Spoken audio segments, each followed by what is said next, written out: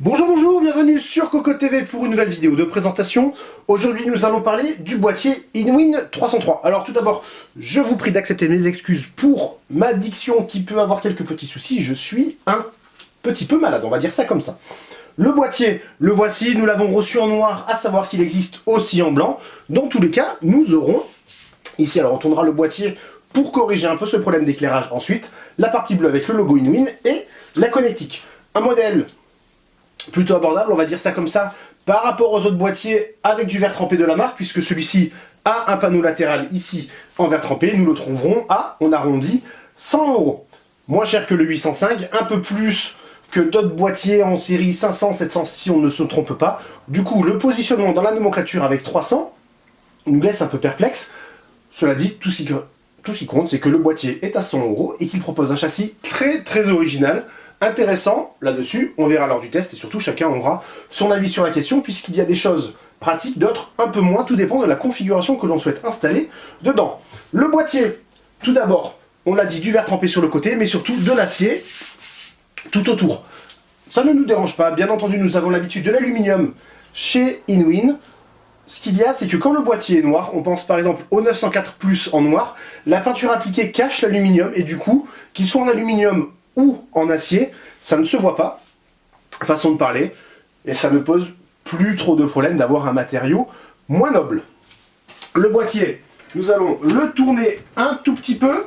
Voici, nous avons donc la façade avec le logo Inwin qui va s'illuminer, deux ports USB 2, deux ports USB 3, et le son, bouton power, bouton reset et normalement une petite diode. Autre côté, avec une ouverture en alvéole comme sur le 805, un design qui est récupéré. Sur le dessus, alors à quoi ça sert? On le verra à l'intérieur du boîtier. Toujours est-il que pour ouvrir le panneau, c'est très bien fait. Nous avons deux vis ici, on tourne, on bascule et on retire.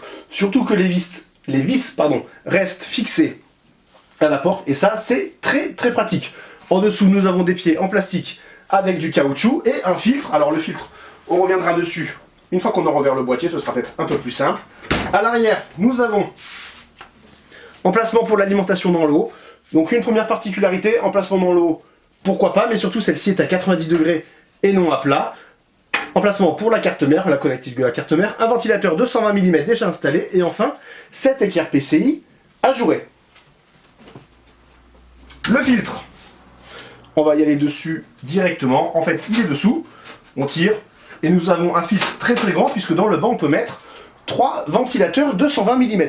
Alors verre trempé, oui, mais pas de vis, tout simplement parce qu'il y a sur le dessus une petite poignée.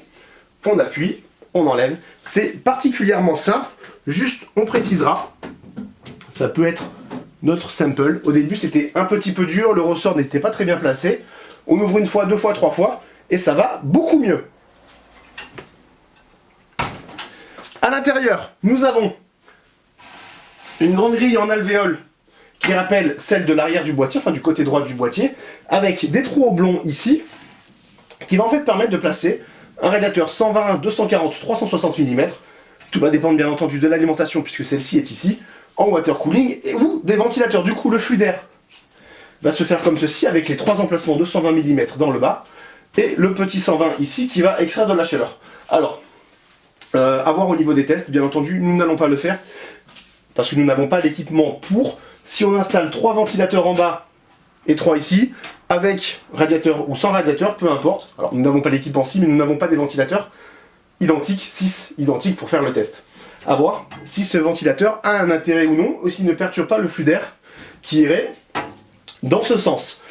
Nous avons 2 emplacements pour des SSD ici, et là nous avons une petite rainure, enfin il y en a 4 exactement, pour cette petite équerre, en fait, qui va tout simplement se mettre sur, alors on va y arriver, le côté, comme ceci, par exemple, pour soutenir les cartes graphiques. pourquoi pas, c'est intéressant, c'est plutôt quelque chose qu'on a l'habitude de voir en Chine, de manière générale, sur des produits plus ou moins abordables, peu importe. Pas beaucoup de boîtiers le proposent en Europe, ça arrive, ça peut servir, étant donné qu'il y a quand même des cartes, effectivement, qui plient énormément. Pour l'autre côté du boîtier. Donc on l'a dit, c'est particulièrement simple, on dévisse, ça bascule, on enlève, on met de côté délicatement là aussi, et on accède à l'autre côté. Nous avons donc l'alimentation qui va prendre place ici, avec des trous là, là, un passage ici aussi pour le câble avec une petite rainure.